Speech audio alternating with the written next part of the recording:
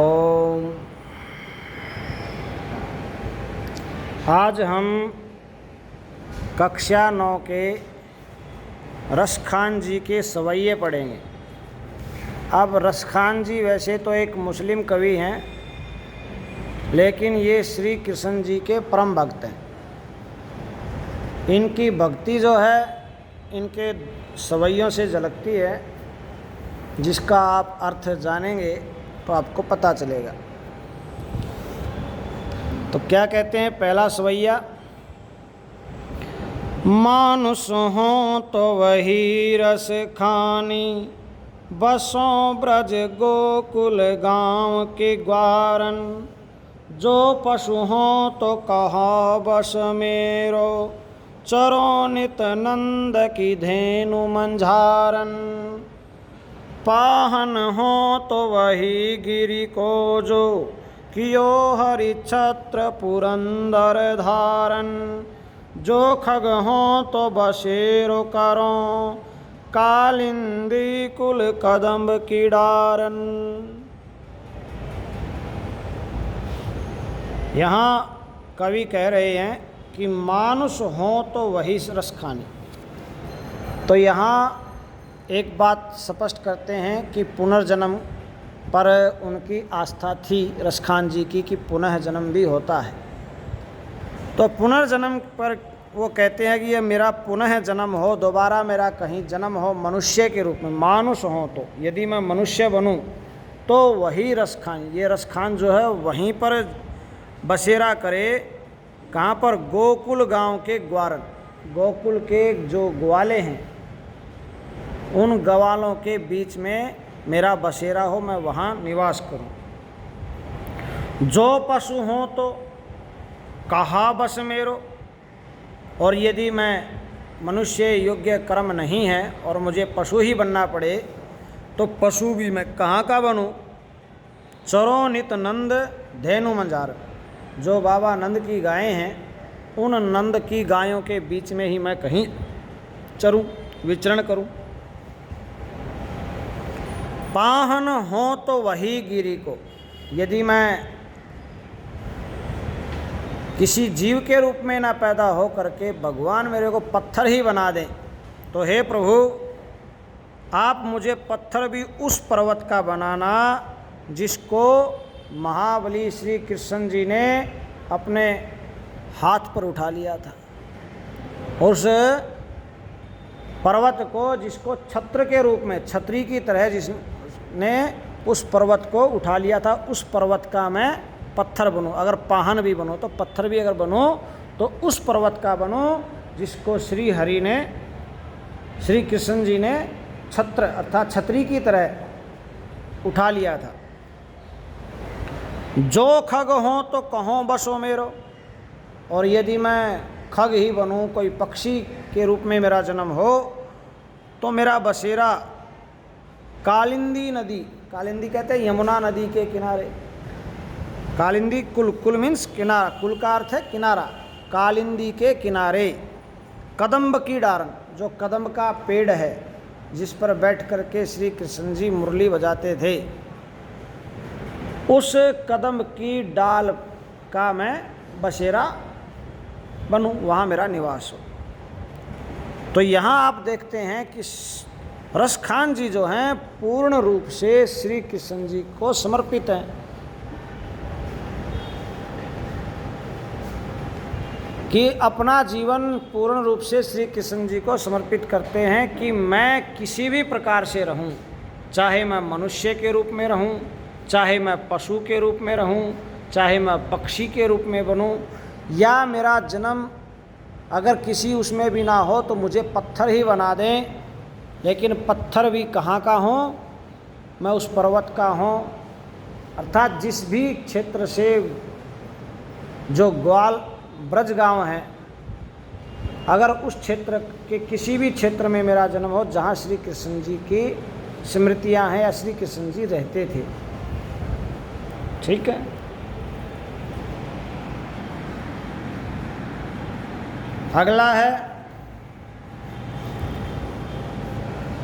या लकुटी और कामुरिया पर राजतिहुपुर को तजिडारों, आठहूँ सिद्धि नौ निधि के सुख, नंद की गाय चराई विसारों, रस खान कबो इन आँखिन सो, ब्रज के बन बाग तड़ाग निहारो, कोटिक एकल धोत के धाम, करिल के कुंजर ऊपर वारों। अब ये त्याग भावना कहते हैं कि उनके सानिध्य में रहने के लिए मैं अपना सर्वस्व सब कुछ त्याग सकता हूँ, जो भी संसार के सुख हैं उन सभी सुखों का बलिदान कर सकता हूँ।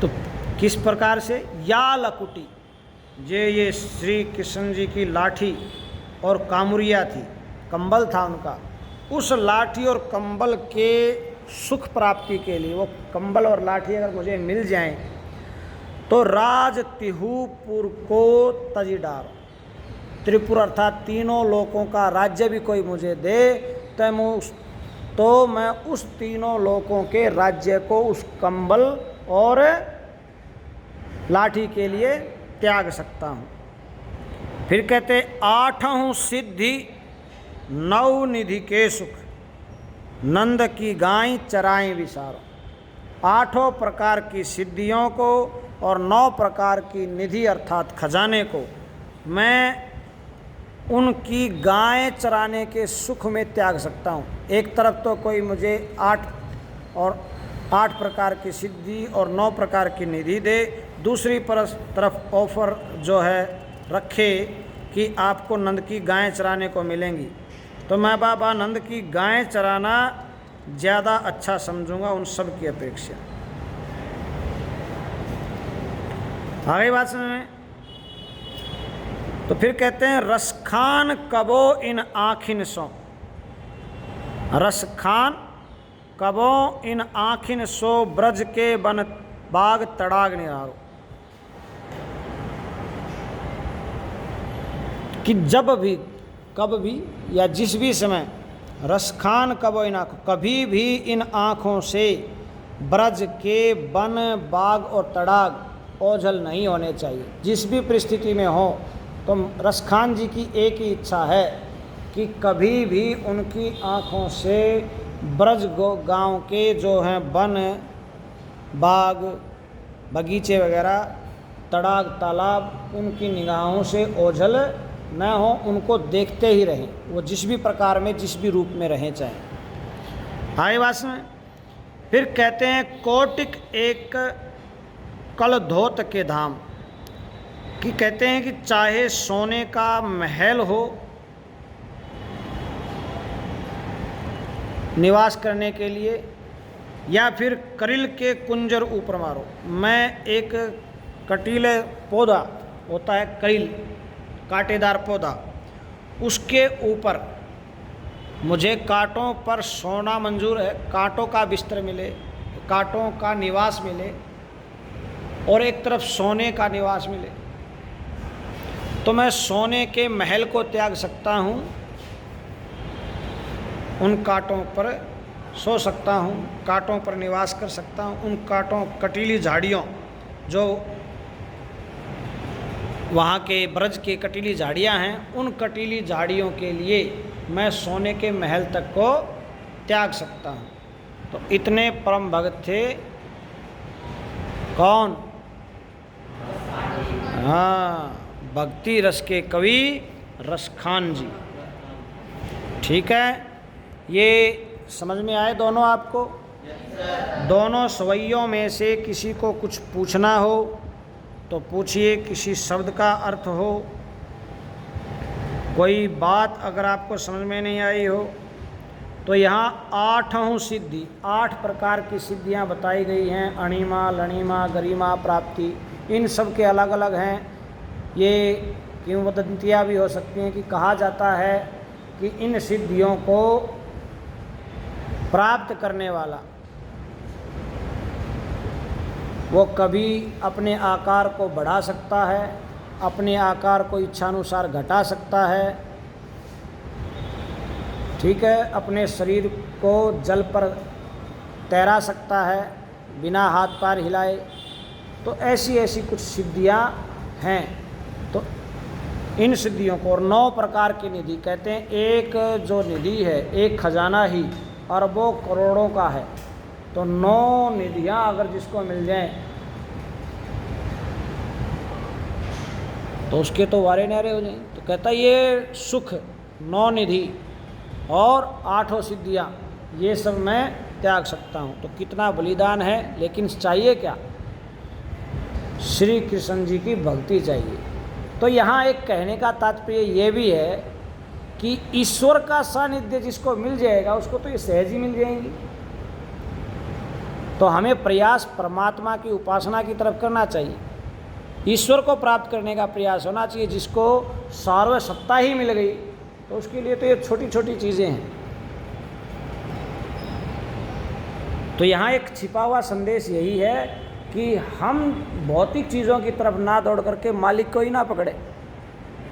अगर मालिक ही हमारे बस में है और हम मालिक के हैं और हम पर उनका स्नेह है, जो ईश्वर है, जो परमात्मा, जो सब जगह विद्यमान है, अगर उसी को हम अच्छी प्रकार से उपासना से प्राप्त कर लेते हैं और उसकी कृपा, उसकी दया, उसका ज्ञान, उसकी विद्या, उसकी शक्ति यदि हमें प्राप्त होगी तो ये तो हम आसानी से प्राप्त कर सकते हैं। तो आई बात समझ